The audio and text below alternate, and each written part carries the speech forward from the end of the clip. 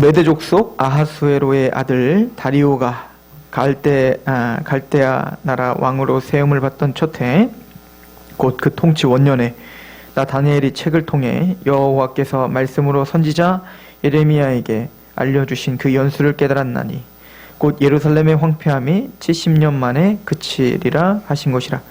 내가 금식하며 베옷을 입고 죄를 덮어 쓰고 주 하나님께 기도하며 간구하기를 결심하고 내 하나님 여호와께 기도하며 자복하여 이르기를 크시고 두려워할 주 하나님, 주를 사랑하고 주의 계명을 지키는 자를 위하여 언약을 지키시고 그에게 인자를 베푸시는 이시여, 우리는 이미 범죄하여 패역하며 행악하며 반역하여 주의 법도와 규례를 떠났사오며 우리가 또 주의 종 선지자들이 주의 이름으로 우리의 왕들과 우리의 고관과 조상들과 온 국민에게 말씀하신 것을 듣지 아니었나이다. 주여, 공의는 주께로 돌아가고 수치는 우리 얼굴로 돌아옴이 오늘날 같아서 유다 사람들과 예루살렘 거민들과 이스라엘 가까운 곳에 있는 자들이나 먼 곳에 있는 자들이 다 주께서 쫓아내신 각국에서 수치를 당하였사오니 이는 그들이 주께 죄를 범하였음이니이다. 주여, 수치가 우리에게 돌아오고 우리의 왕들과 우리의 고관과 조상들에게 돌아온 것은 우리가 주께 범죄하였음이니이다. 마는 주 우리 하나님은 긍휼과 용서하심이 있사오니 이는 우리가 주께 패역하였사오며 우리 하나님 여호와의 목소리를 듣지 아니하며 여호와께서 그 종 선지자들에게 부탁하여 우리 앞에 세우신 율법을 행하지 아니하였음이니이다. 온 이스라엘이 주의 율법을 범하고 치우쳐 가서 주의 목소리를 듣지 아니하였으므로 이 저주가 우리에게 내렸으되 곧 하나님의 종 모세의 율법에 기록된 맹세대로 되었사오니 이는 우리가 주께 범죄하였음이니이다.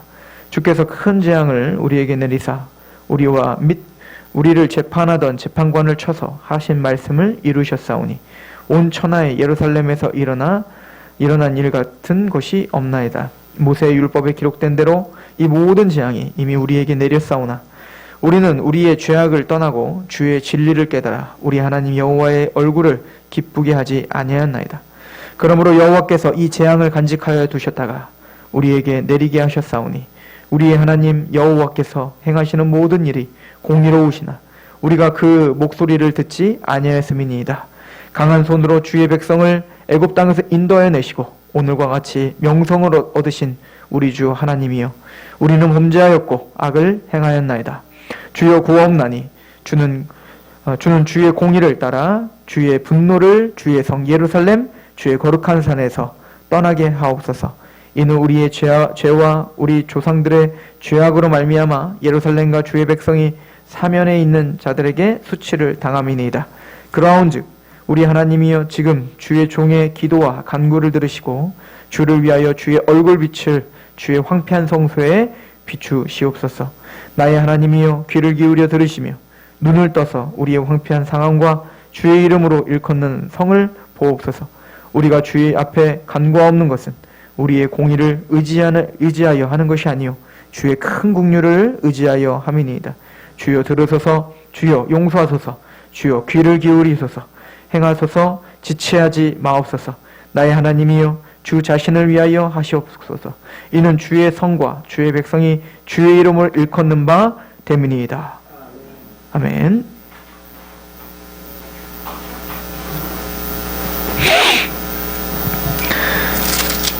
구약학자들은 이 다니엘서 9장, 이 다음 주까지 이제 해야 될 그 다니엘서 9장에 집중을 많이 하고 있습니다. 또 굉장히 중요하다라고 하나같이 다 이야기를 하고 있더라고요. 그러면서도 참 난해하고 또 어려운 또 해석적인 문제가 이제 70일에 또 62일에 62일에 이런 어떤 용어들에 우리가 좀 집중하고, 그러면은 이 70일에가 무엇을 보여주는 것인가, 어떤 역사를 성취했음을 보여주는가, 이제 그런 것들을 우리가 또 연대를 따지면서 우리가 또 하나님의 성취를 또 봐야 될 것입니다. 그 전에 먼저 그 70일에 또 62일에를 해석하는 데 있어서 중요한 기초 작업이 필요한데요. 오늘 본 본문이 바로 그 하나님의 우주적인 어떤 심판과 또 메시아에 대한 예언의 아주 기초적인 어떤 해석학적인 반석을 제공하고 있는 것이기에 오늘 말씀은 대단히 중요합니다.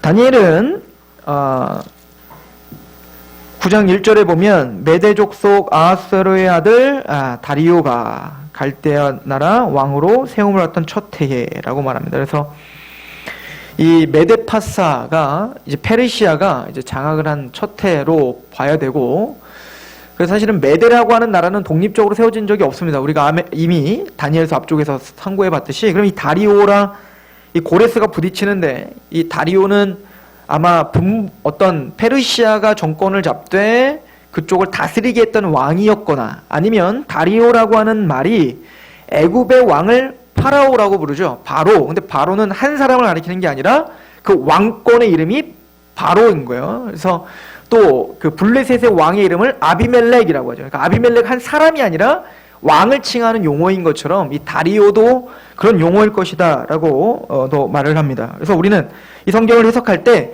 고레스 원년으로 보는 것이 맞습니다. 그래서 지금 고레스가 페르시아의 메데파사의 왕이 되었던 그 해에 아직은 그 고레스의 칙령이 아직 선포되기 전인 거예요. 그런데 이 이 다니엘이 가만히 예레미야서를 묵상하고 있었던 겁니다. 선지서를 묵상하고 그때 딱 깨달은 겁니다. 예레미야를 읽어봤더니 하나님께서 바벨론의 포로로 끌고 가신 이후 70년이 차면 그 바벨론 포로에서 다시 이제 해방시켜 주셔서 다시금 예루살렘 성전을 회복시켜 주실 것, 예루살렘 성이 다시 회복될 것을 예언했다는 말씀을 보게 된 겁니다. 아마 에레미야서 25장을 봤을 것 같은데요. 한번 가볼까요? 에레미야서 25장.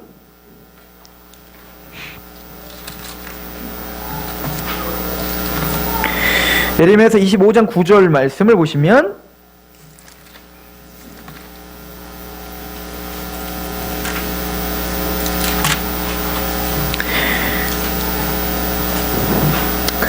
보라, 내가 북쪽 모든 종족과 내종 바벨론의 왕 느부갓네살을 불러다가 이 땅과 그 주민과 사방 모든 나라를 쳐서 진멸하여 그들을 놀램과 비웃음거리가 되게 하며 땅으로 영원한 폐허가 되게 할 것이라. 여호와의 말씀이니라.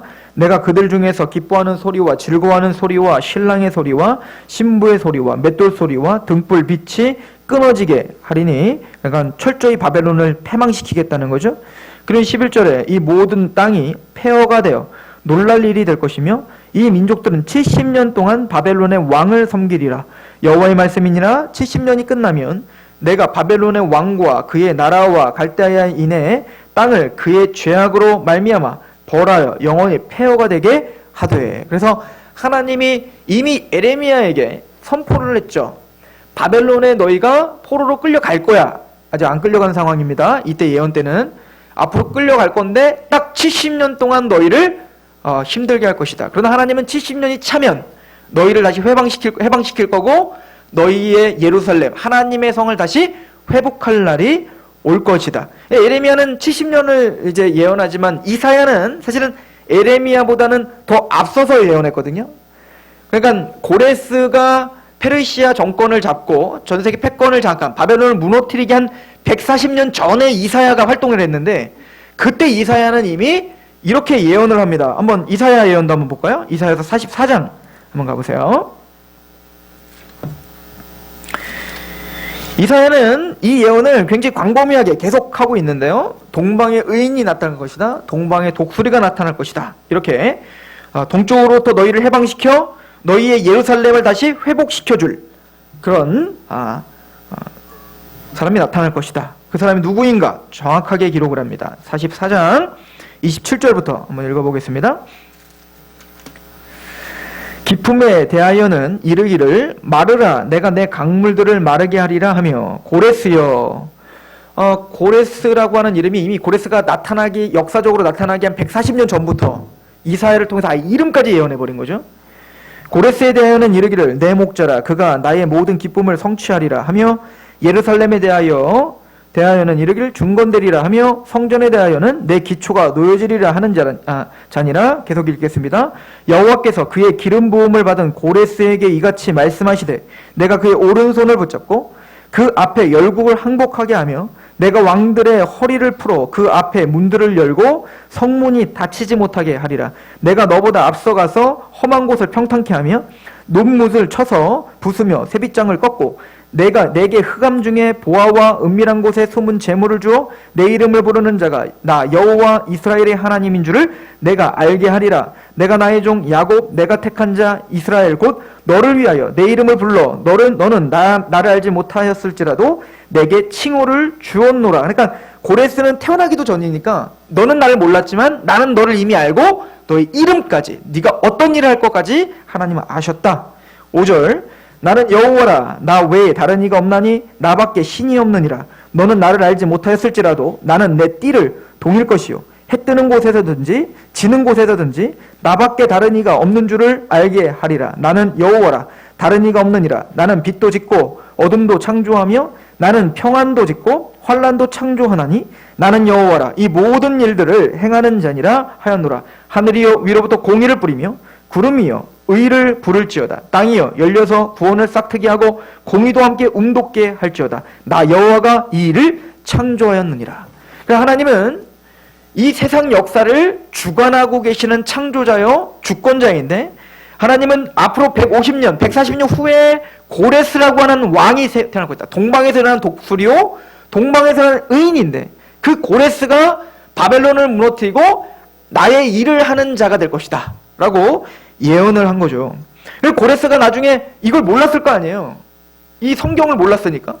모르다가 막 가는 곳마다 그 앞에서 다 무릎을 꿇는 겁니다. 그 바벨론도 그냥 무릎을 꿇고 굉장히 쉽게 다 정념을 한 다음에 고레스가 나중에 보면 바벨론에서 고위직으로 있었던 총리들 뿐만 아니라 그 고위직들이 있을 거 아니에요. 그러니까 그 넓은 광활한 대제국을 이제 다스리기 위해선 그 바벨론 사람들을 등용하기는 힘들죠. 왜냐면 대적들이니까. 그런데 바벨론에 참 써먹기 좋은 사람들이 있는 겁니다. 누구예요? 유대인들이에요. 유대인들은 어차피 그 바벨론의 포로였기 때문에 바벨론에 대해 별로 좋은 감정이 없고 그 페르시아가 정권을 잡았을 때 그때 유능했던 유대인들을 발견했고 그게 이제 다니엘과 새 친구들 같은 사람들이 아니었겠습니까? 그러니까 다니엘 같은 경우는 바벨론의 총리 그리고 메데파사의 총리까지도 되잖아요.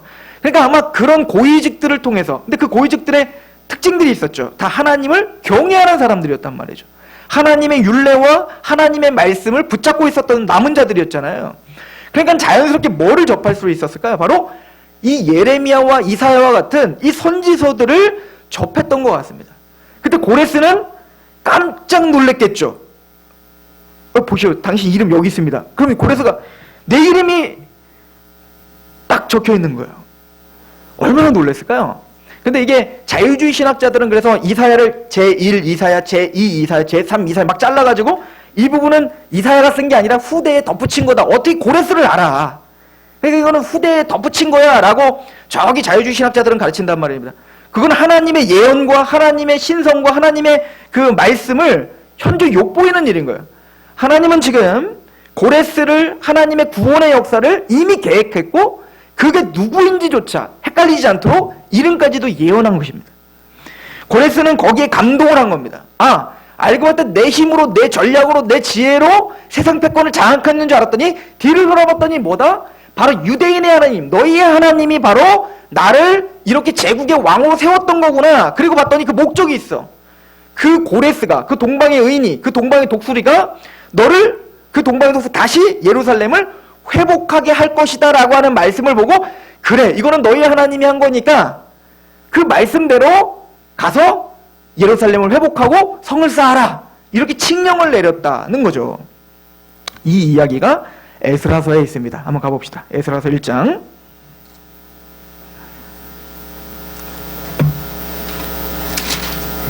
구약성경 711페이지 정도에 있습니다. 에스라서 1장 1절입니다.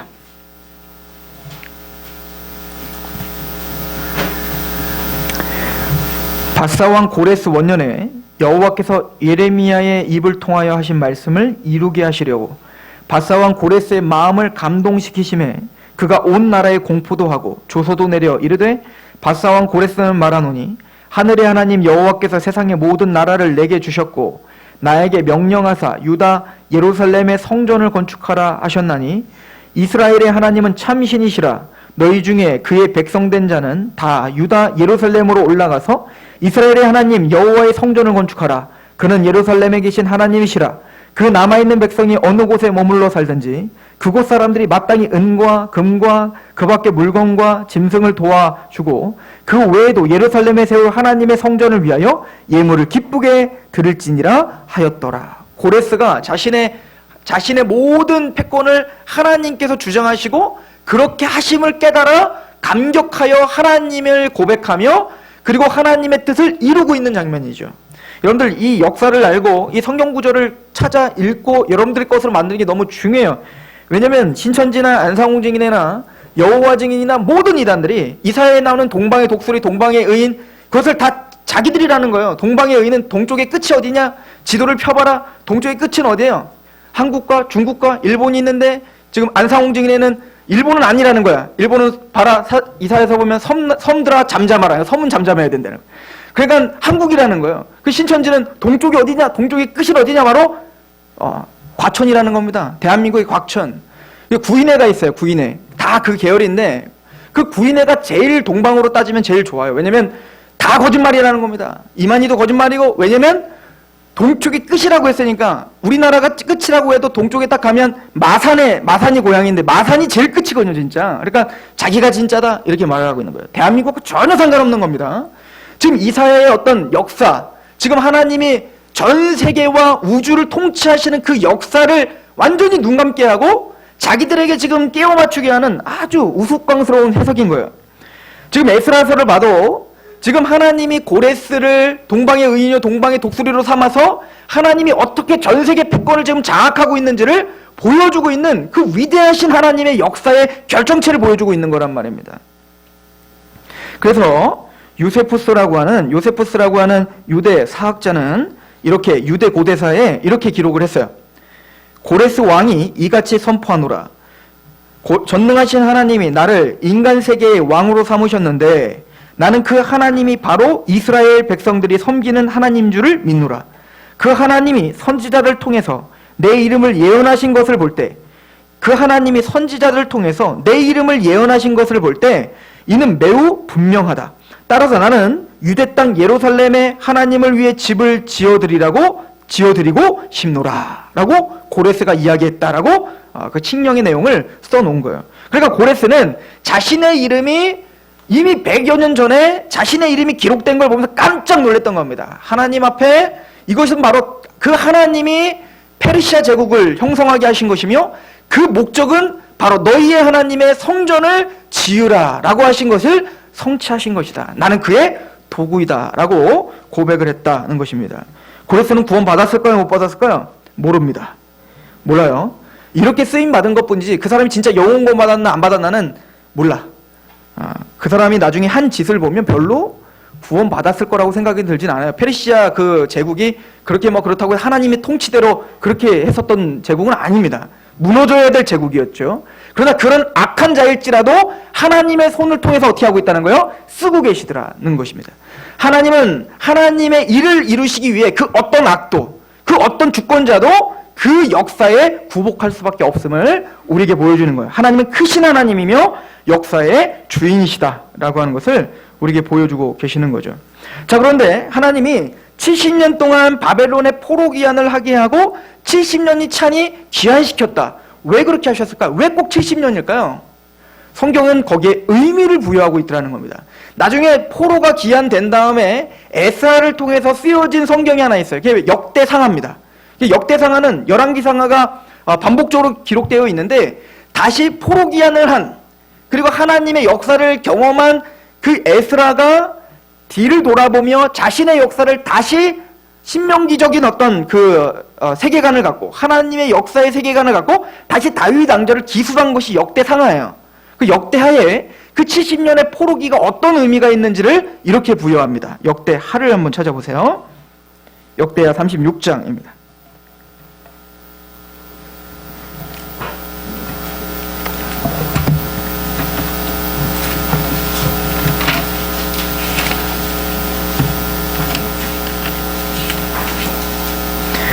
역대하 36장 21절부터 봅니다.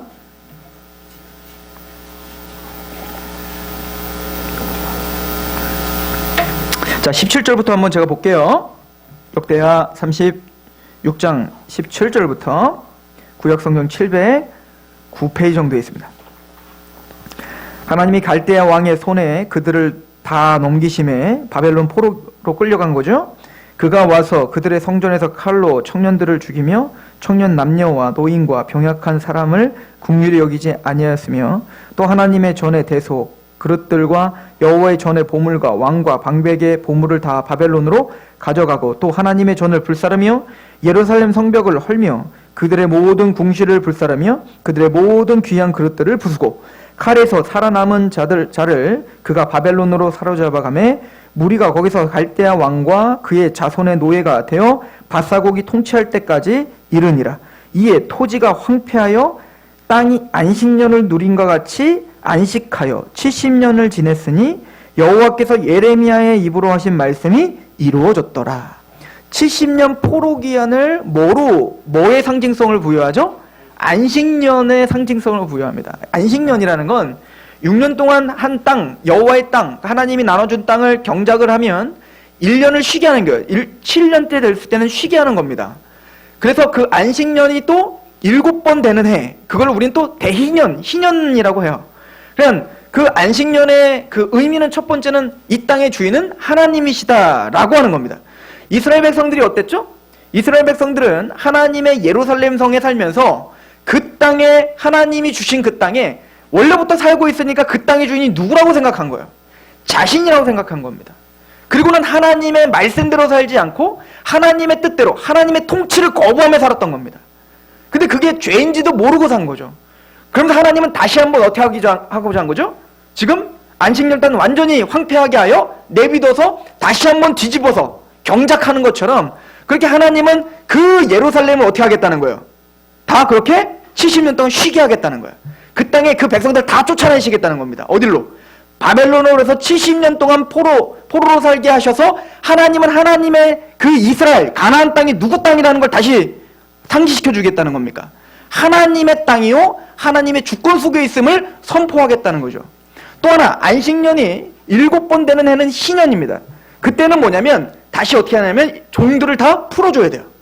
종들을 풀어줘야 되고 또 그게 빚진 자가 그게 저당 잡혔다면 그거를 다시 아무런 조건 없이 다 내줘야 돼요.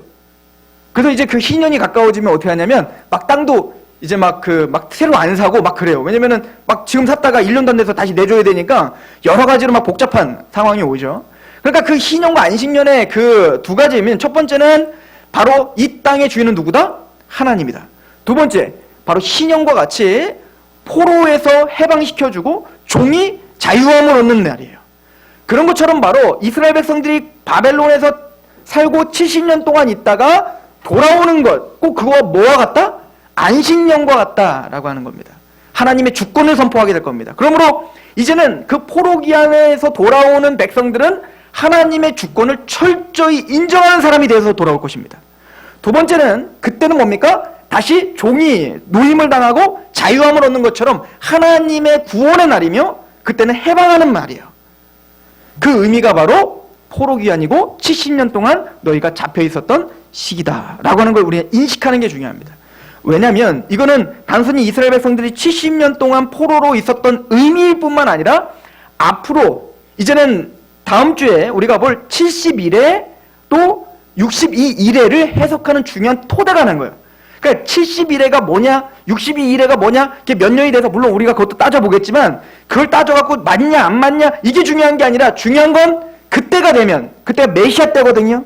메시아 때가 되면 뭐가 된다는 바로 안식년이 영원한 안식년이 선포된다라고 하는 중요한 우주적인 어떤 하나님의 계획과 결말과 또 하나님의 놀라운 역사를 보여주는 환상이 바로 다니엘서 9장인 거예요. 이것을 아는 게 중요해요. 단순히 70일회가 뭐다 그래서 막 70일회가 뭐 해서 누구다 뭐 이게 뭐 77에 49 해가지고 뭐 490년 후 그럼 그 무슨 일이 있고 뭐 하고 이거 로마 뭐 멸망이고 뭐고 이거 뭐 예수님 뭐 좋아요. 그거 해야 돼. 해야 되는데 그거를 하기 전에 먼저 그거의 재미를 보기보다 먼저 하나님의 크신 목적을 봐야 된다는 얘기인 거예요. 그래서 지금 다니엘에게 그 우주적인 역사를 보여주기 전에 먼저 그 70년 동안 너희가 포로기한을 왜 하는지 그 안식년의 의미와 결부를 시켜 지금 다니엘에게 뭔가 중요한 메시지를 주고 있다. 우리에게 주권자는 하나님이시며 그 결론은 하나님이 갖고 계시고 마침내 그때는 하나님의 백성들을 다시 어떻게 할 거예요? 돌아오게 할 것이고 해방시켜 줄 것이고 구원할 것이라는 거죠. 그때는 하나님의 절대적인 주권을 인정하는 백성들이 될 것이라는 거예요. 그러면 지금은 어떤데요? 지금 바벨론 가운데 포로로 끌려갈 수밖에 없는 그 백성들은 어떤 상태인데요? 심각한 상태입니다. 우리 에레미야서 26장 가보세요.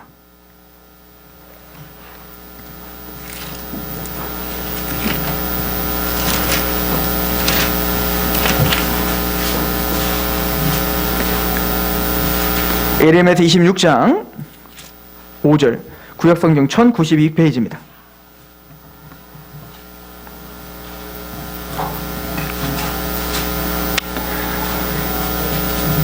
내가 너희에게 나의 종 선지자들을 꾸준히 보내 그들의 말을 순종하라고 하였으나 너희는 순종하지 아니하였느니라.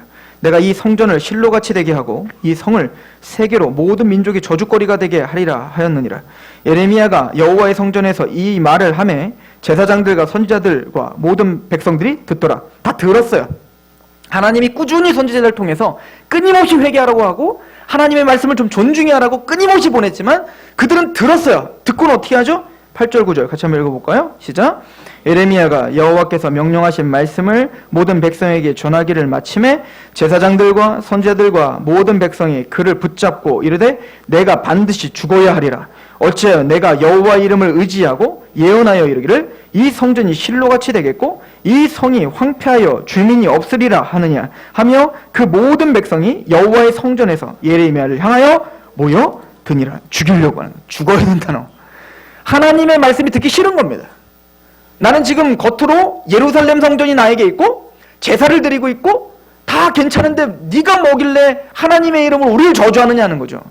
우리는 종교 생활을 하고 있는데, 우리는 그렇게 제사를 드리고 있는데, 예루살렘이 이렇게 건재한데, 우리는 이렇게 호화로운 건물이 있는데 감히 네가 뭐길래 감히 우리 보고 회개하라 하는 거죠. 그러나 그들에게 진짜 말했던 건 뭐죠? 겉은 번지르르 하지만 마음이 안에서 떠나 있단 말입니다. 하나님의 율례를 조롱한다고요. 하나님의 말씀을 경홀히 여긴단 말입니다. 그것이 이스라엘 백성들을 끄집어 가서 바벨론으로 끌고 갈 수밖에 없는 이유였음을 성경은 가르쳐 주죠. 우리 44장 한번 가보실래요? 에레미야 44장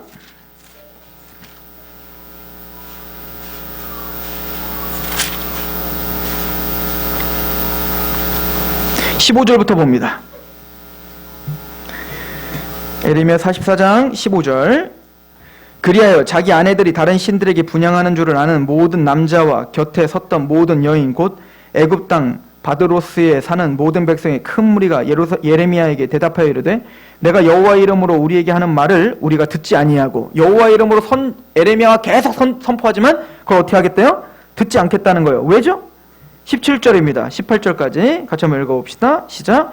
우리 입에서 낸 모든 말을 반드시 실행하여 우리가 본래 하던 것 곧 우리와 우리 선조와 우리 왕들과 우리 고관들이 유다 성읍들과 예루살렘 거리에서 하던 대로 하늘의 여왕에 분향하고 그 앞에 전제를 드리리라. 그때에는 우리가 먹을 것이 풍부하며 복을 받고 재난을 당하지 아니하였더니 우리가 하늘의 여왕에게 분향하고 그 앞에 전제드리던 것을 패한 후부터는 모든 것이 궁핍하고 칼과 기근의 멸망을 당하였느니라 하며 여인들은 이르되 우리가 하늘의 여왕에 분향하고 그 앞에 전제를 드릴 때에 어찌 우리 남편의 허락이 없이 그의 형상과 같은 과자를 만들어 놓고 전제를 드렸느냐 하는지라. 하나님이 그 우상을 폐하라, 빨리 하나님의 말씀 앞에 굴복하라 그랬더니 뭐라는 거? 싫다는 거예요. 싫은 이유가 뭐죠? 우리가 우상을 숭배했을 때, 하늘의 여왕을 숭배했을 때는 잘 먹고 잘 살았다는 겁니다. 근데 여호와의 말씀을 순종하며 살려고 하니까 어떻게 했다는 거예요? 그 부유함과 그 안락함이 다 없어졌다는 겁니다. 아합 왕을 생각해보세요. 아합 왕. 그 하나님의 겉으로는 하나님을 섬긴다고 하지만 바알 숭배가 팽망하게 있었던 그 시대에 잘 살았어요. 이스라엘이. 재미있죠? 그러니까 지금 그 얘기하는 겁니다. 우리 조상, 우리 지금 관원들, 왕들, 선지자들, 제사장들 다 그렇게 했다. 그렇게 했을 때 잘 먹고 잘 살았다. 근데 에레미야야, 네가 와갖고 하나님의 말씀대로 살아라고. 그래서 지금 나아진 게 뭐냐? 더 더 안 좋게 됐잖아. 더 못 먹었잖아. 신을 섬기는 거, 여호와든 하늘에 있는 여왕이든 상관없어요. 이 땅에 나를 부유하게 하는 게 신이란 말입니다. 그리고 겉으로 예루살렘 성전에서 제사를 드리고 있었다고요. 이게 하나님이 가슴을 찢게 한 겁니다. 하나님을 왕으로 모신다는 말만 있지 전혀 그 마음은 하나님을 떠나 있는 상태인 겁니다. 하나님은 그래서 황폐하게 만들어 버릴 거라는 거예요. 다시 안식년을 줘야 되겠다는 겁니다. 끌고 가서, 포로로 끌고 가서 이제는 그 하나님의 절대적인 주권과 하나님의 통치에 순복할 수 있는 자로 만들어 다시 데려오겠다는 거예요. 이게 바로 70년 포로의 의미입니다. 사실은 광야 40년도 마찬가지죠. 하나님이 건조한 땅을 걷게 하시면서 하나님이 반석에 두시는 물을 마시지 않으면, 하나님이 내려주는 만나를 먹지 않으면 하루도 살 수 없는 그곳을 지나가게 하시는 것입니다.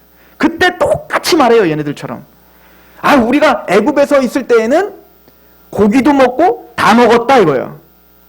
그때 그 불편함들은 싹 없어. 하나님의 해방, 홍해 건너짐 이런 것들 싹 잊어버리고 뭡니까? 하나님이 그 재미와 그 어떤 내 만족을 다 뺏어갔다 이거야. 그래서 나는 하나님 말씀 안 듣겠다 이겁니다. 이것이 지금 우상 숭배자들의 공통적인 특징이더라. 그래서 금송아지 만들더라는 거 아닙니까? 하나님은 그런 이스라엘 백성들의 생각과 마음을 부셔버리기를 원했습니다. 그 방법이 그들에게 징계였고 그리고 바벨론 70년 포로였습니다. 자, 다니엘이 이 약속을 보고 드디어 하나님의 70년의 창궐을 받습니다. 끝났구나. 이제는 조금 있으면 하나님의 그 놀라운 역사가 시작됐구나. 우리 그럼 생각할 때 그걸 믿는다면 어떻게 해야 돼요? 믿고 앉아있으면 될 거 아니에요. 그런데 다니엘은 꼭 어떻게 해요? 그것을 빨리 달라고 기도하기 시작하고 금식하더라는 거예요. 자, 언약을 믿고 있는 사람들, 진짜 하나님이 우리에게 우리의 삶을 주장할 거라고 믿고 있는 사람들은 기도합니다. 아니, 이미 다 이루어질 걸 아는데 뭐하러 기도하죠? 모르니까 하나님 앞에 달라고 기도하는 거 아니에요? 우리 보통 기도의 개념이 뭡니까? 뭔가 한 치 앞도 모를 때 하나님이 내가 기도 안 하면 하나님이 안 주시고 기도하면 주실 것 같으니까 막 때를 써갖고 하여튼 막 보좌를 움직여갖고 어쨌든 막 하나님이 원래 안 주시려고 하는 것도 막 기도해갖고 막 했더니 그냥 알아서 줄게. 그러고 그렇게 막 받아내려고 기도하는 거 아니에요? 다니엘은 근데 전혀 다르요. 다니엘은 정말 가슴을 찢으며 근식하며 기도합니다. 다니엘이 믿음이 없어서가 아니에요. 하나님이 주실지 안 주실지 몰라고 달라고 기도한 거 아니에요. 다니엘이 기도 때문에 하나님이 또 포로 기한을 주신 것도 아니란 말입니다. 하나님은 우리에게 모든 필요를 채워주십니다. 하나님 우리가 달라게 하기 전에 하나님은 모든 걸 주신다고요. 생각해보세요. 뒤를 돌아보시란 말이에요. 여러분들이 진짜 필요했던 거 여러분들이 기도하고 받은 거예요? 그럼 우리가 없어요 거의. 우리가 뭐 얼마나 기도를 했겠습니까? 하나님이 우리에게 호흡을 주시고 우리가 살게 하고 예수님을 만나게 되고 또 하나님 백성이 된 거 또 오늘날 필요를 채워주시고 있는 거 가만히 생각해보면 하나님이 그냥 채워주시고 계시던 거 아니에요? 뒤를 돌아보면 내가 기도하건 안 하건 하나님 우리를 채워주셨죠. 그리고 앞으로도 하나님의 언약은 신실하셔서 하나님은 그렇게 하시고야 말 겁니다. 이스라엘 백성들이 패역한 중에도 하나님은 그 고집을 부리시는 겁니다. 아니야, 너를 반드시 그렇게 만들고야 말 거야. 70년 동안 바벨론 포로로 있다가 70년 차는 돌아오면 너희는 나를 인정하게 될 것이고 마음 깊은 곳에서 하나님을 찬양하는 자로 만들고야 말 거야. 얘네들이 그러거나 말거나 하나님 그렇게 하실 거라니까요. 그리고 하셨어요. 근데 그걸 본 다니엘은 하나님께 기도하더라는 겁니다. 여기서 우리에게 중요한 걸 보여주는 겁니다. 기도가 뭘까요? 기도는 떼써서 뭘 받는 게 아니에요. 기도하는 하는 만큼 하나님의 역사에 동참할 수 있습니다. 기도하는 만큼 그 하나님의 역사의 위대함 앞에 감사할 수 있습니다. 여러분들 쉽게 한번 생각해 볼까요? 여러분들이 볼펜이 필요해요. 근데 볼펜이 필요한데 생각을 하는 겁니다. 볼펜이 필요하다. 근데 갑자기 제가 지나가면서 볼펜 하나 필요하세요? 볼펜을 줬단 말이에요. 그럼 어떤 마음이 들까요? 누구한테 고마워요? 저한테 고맙죠. 고맙잖아요. 생각만 했는데 목사님이 주셨잖아요. 그런데 갑자기 볼펜이 필요해. 근데 항상 기도하라고 했어. 그 말씀에 순종해 봅시다. 하나님 볼펜 필요합니다. 기도했습니다. 똑같이 볼펜 필요하세요? 누구한테 감사할까요? 하나님께 감사하죠. 감사의 의미가 달라지는 거예요. 우리는 하나님이 모든 걸 채워주셨는데 기도하는 만큼 우리는 하나님의 역사를 고백하게 됩니다. 기도하는 만큼 그 하나님의 위대하신 우리에게 피부로 와닿는 그 하나님의 역사를 고백할 수 있게 된다고요. 하나님은 다니엘에게 기도하게 하신 이유가 있어요. 하나님은 하나님의 백성들에게 하나님의 일을 시작하기 전에 먼저 그 일을 알려주시는 겁니다. 그리고 뭡니까? 그 일이 일어났을 때 우연이 아니라 나의 역사란다. 내가 그 일을 주장하고 있단다를 알고 그것을 하나님께 돌려드리길 원하는 거예요. 우리 아내가 힘들어 죽겠는데 요즘에 맨날 이렇게 음식을 하면서 예전엔 빨리빨리 했는데 요즘에는 좀 시간이 걸려요. 왜냐면 굳이 하준이를 데리고 한단 말입니다. 굳이 그거 당근 썰는데 팍팍 썰으면 되는데 몇 개 썰어놓고는 또 네가 썰어 그래고 막 썰게 하고 막 옆에서 답답해 죽어요. 왜 그렇게 하는 거죠? 그리고는 또 이 하준이는 지가 한 게 뭐 있다고 나중에 보면 아빠 내가 음식 만들어서 이거 먹어 그리고 지가 만들었다고 얼마나 좋아하는지 몰라요. 근데 그걸 보는 부모는 기뻐요. 그리고 그 일에 동참한 것 때문에 더 잘 먹어요, 밥을. 지가 한 거라고. 하나님은요, 우리 수준에 맞게 하나님은 그 하나님의 역사를 이루실 거예요. 그런데 아무것도 아닌 우리와 그 일을 같이 하고 싶으신 겁니다. 그리고 그 일이 하나님이 나와 함께 같이 하고 있다는 것을 우리에게 보여주고 싶으신단 말입니다. 그게 바로 하나님을 바라보는 다니엘의 모습이었죠. 하나님은 우리에게 그렇게 약속을 통해서 그래서 그 이루실 일들을 미리 보여주십니다. 그리고 그걸 알고 믿는 사람들은 오늘 굴복합니다. 그리고 오늘 보시면 다니엘이 갑자기 회개 기도를 해요. 왠지 아십니까? 뒤를 돌아보건대 하나님은 너무 성실하신 겁니다. 하나님의 그 약속이 하나도 떨어지지 않고 모두 성취됨을 보면서 다니엘은 너무너무 영광스러운 하나님을 본 겁니다. 근데 우리는 너무 불순종하고 있는 겁니다. 우리 민족이 하나님을 너무 하나님의 마음을 모르는 겁니다. 우상숭배를 하는 겁니다. 하나님의 그 영광스러운 그 뜻을 보는 다니엘은 우는 거예요. 그 죄가 내 죄인 것처럼 가슴을 찢는 겁니다. 왜요? 하나님은 너무 성실하신데 우린 너무 불성실한 겁니다.